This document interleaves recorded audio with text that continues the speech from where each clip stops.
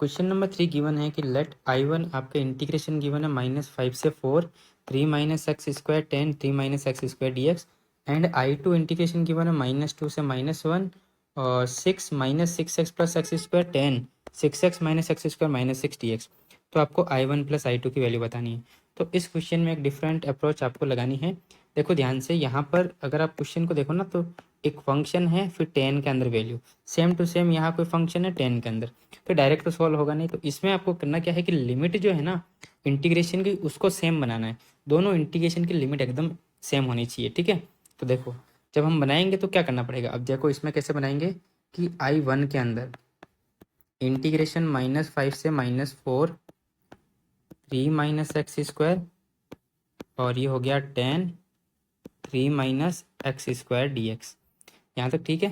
तो अब हम क्या करेंगे कि इसमें देखो ध्यान से कि x plus 5 is equal to t put करेंगे। यहाँ पर लेट क्या करेंगे, x plus 5 equal to t, तो dx इज इक्वल टू कितना हो जाएगा dt। अब देखो ये ऐसा करने से हुआ क्या कि जब x की वैल्यू में -5 रखूँगा, x की वैल्यू में -5 रखूँगा तो हमारे पास t की वैल्यू कितनी आ जाएगी 0। और जब मैंने x की वैल्यू -4 रखी तो यहाँ से t की वैल्यू कितनी आ गई 1। तो जो इंटीग्रेशन है वो हो गया 0 से लेके 1 तक 3 माइनस ये हो गया x की जगह हमने क्या रखेंगे t। तो अब हमारे पास ये हो जाएगा t -5 का होल स्क्वायर और ये हो गया 10 3 माइनस t -5 का होल स्क्वायर dx। क्यों, यहाँ से देखो वैल्यू आएगी x की कितनी t-5, ठीक है। अब इसको सिंप्लीफाई करते हैं तो I1 is equal to 0 to 1 3 minus t square plus 25 minus 10t, ठीक है। और 10 यहाँ पर भी same 3 minus t square plus 25 minus 10t और dt आएगा, dx नहीं dt।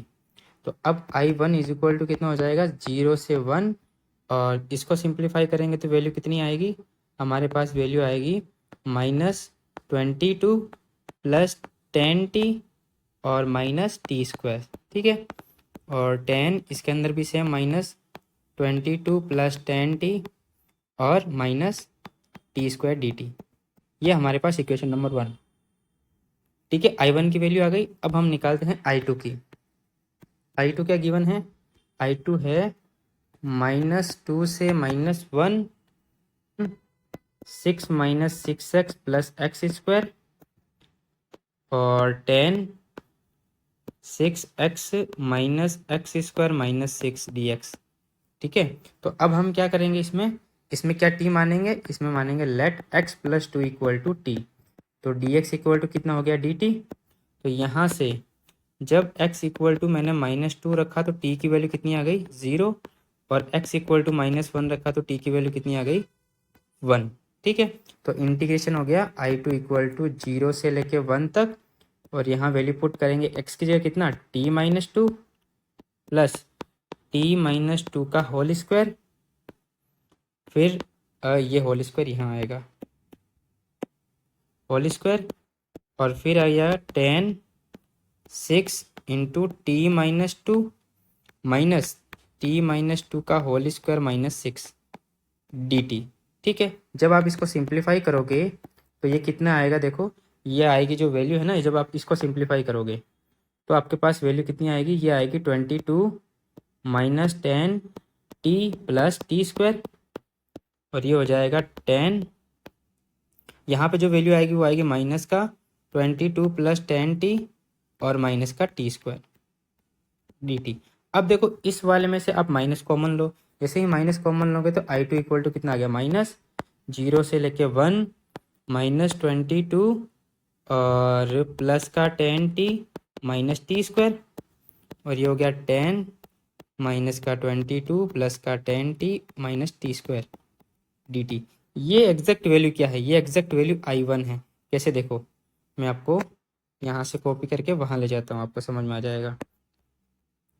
ये एग्जैक्ट वैल्यू I1 ही है, देखो ध्यान से I1 ही है ना। कंपेयर करो दोनों को, देखो सेम वैल्यू दे रहा है, ये भी सेम है, इसका मतलब ये वैल्यू ओवरऑल I1 ही है। तो इसकी जगह I1 पुट कर सकते हैं हम। तो I2 equal to minus of I1, तो I2 प्लस I1 की वैल्यू कितनी आ गई 0। तो हमारे पास ऑप्शन कौन सा करेक्ट हो जाएगा, option number C is correct.